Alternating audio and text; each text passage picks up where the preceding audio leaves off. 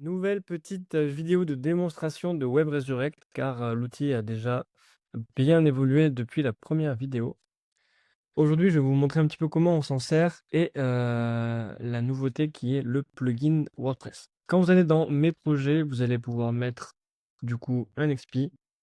Donc ici, la date maximum, comme expliqué, ça ne récupère que les pages avec du contenu jusqu'à cette date. Tout le contenu après cette date sera ignoré. Vous pouvez laisser vide pour tout récupérer. Là, je laisse vide. Là, on récupère les snapshots dans la Wayback. Ensuite, on va récupérer les URL et les sauvegarder. Ensuite, on récupère les URL, on les sauvegarde. Et voilà. On arrive du coup dans la page du projet. Et ici, vous allez voir un nouvel écran. Donc, vous pouvez installer le plugin Web Resurrect Connector. Donc là, vous avez juste à télécharger le plugin. Il sera normalement déjà configuré avec votre clé API. C'est la même clé API d'ailleurs pour toutes les installations chez WordPress. Donc vous pouvez réutiliser le même plugin. Ensuite, on va sur le site. On installe en allant dans Extensions, ajouter une extension, téléverser une extension, choisir un fichier.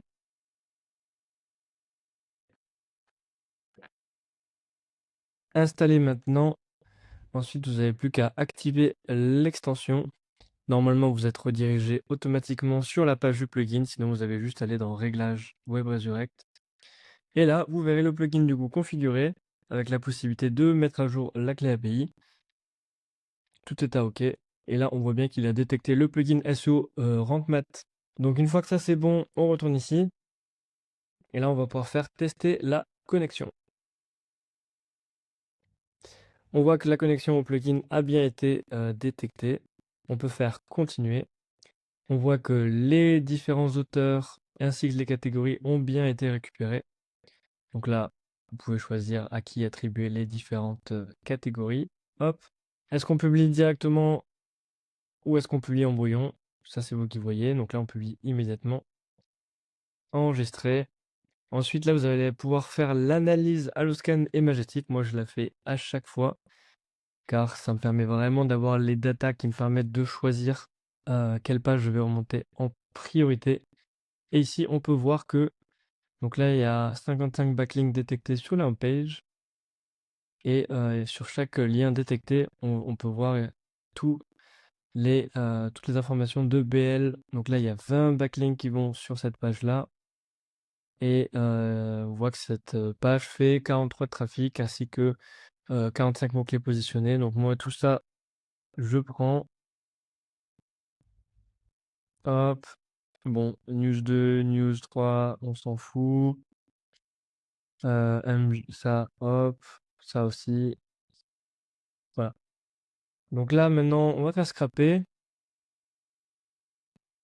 Donc là, une fois que tout est scrappé, hop, on peut cliquer ici pour n'afficher que les URL scrappées. Sachant que si jamais vous avez besoin de filtrer certaines URL pour ne voir que celles entre certaines dates, vous pouvez le faire ici, date minimum, date maximale. Là, vous pouvez filtrer les URL, PEV, hop. Donc quand vous avez des milliers d'URL, c'est quand même très pratique de pouvoir filtrer. Et donc là, on peut venir sélectionner les catégories manuellement, ou alors on peut sélectionner toutes les URL et cliquer sur mapper les catégories.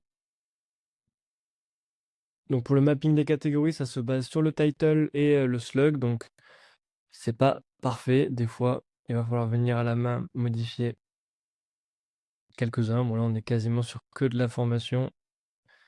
Tac. Très bien.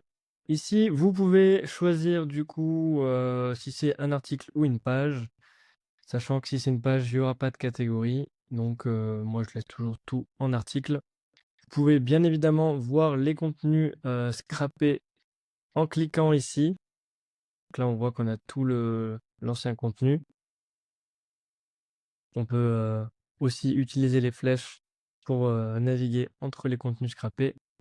Et si vous cliquez ici, ou comme ici, vous allez pouvoir changer la version de la Wayback Machine que vous allez scraper, car peut-être que c'est une version d'un contenu qui ne vous plaît pas et vous voulez revenir à un contenu plus ancien, et ben vous allez pouvoir le faire. Donc là, c'est tous les contenus connus par la Wayback Machine sur cette URL. Donc on voit qu'on peut remonter jusqu'en 2015.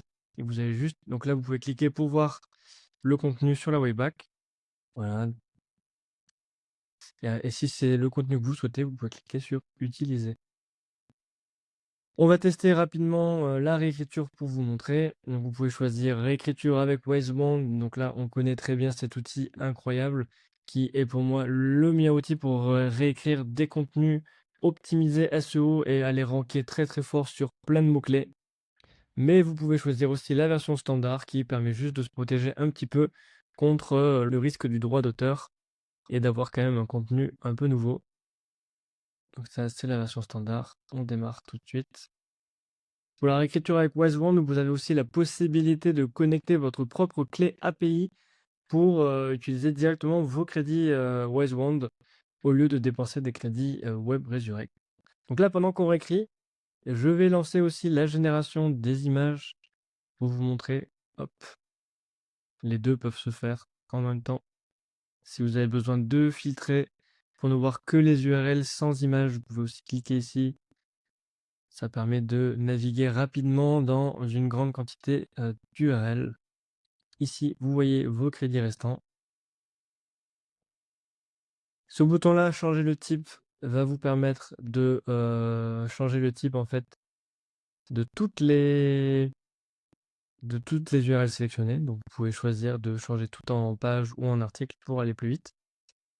Donc là, les images ont été générées. On voit que le processus de réécriture est toujours en cours. Voilà, on voit que ça avance. 4 sur 10. C'est, généralement quand même assez rapide.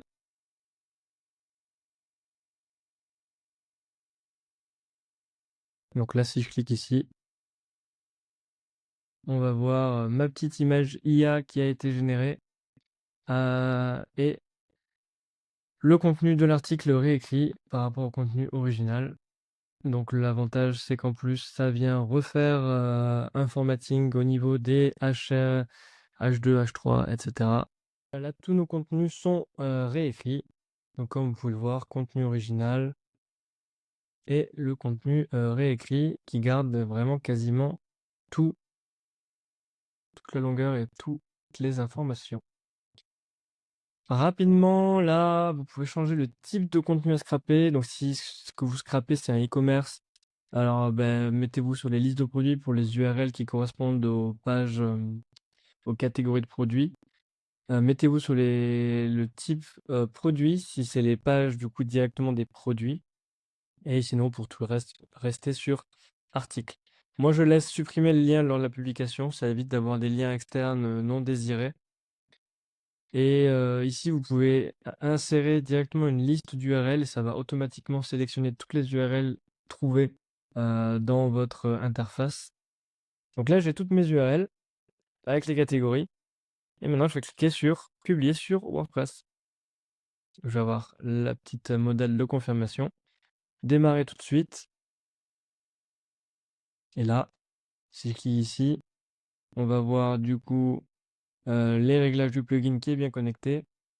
Et ici, j'avais bien précisé de publier directement. J'en parle rapidement, mais ici, vous pouvez aussi mettre un petit prompt pour mettre un persona, par exemple, dans la réécriture de contenu. Et là, vous pouvez modifier, du coup, le mapping des catégories et des auteurs à utiliser.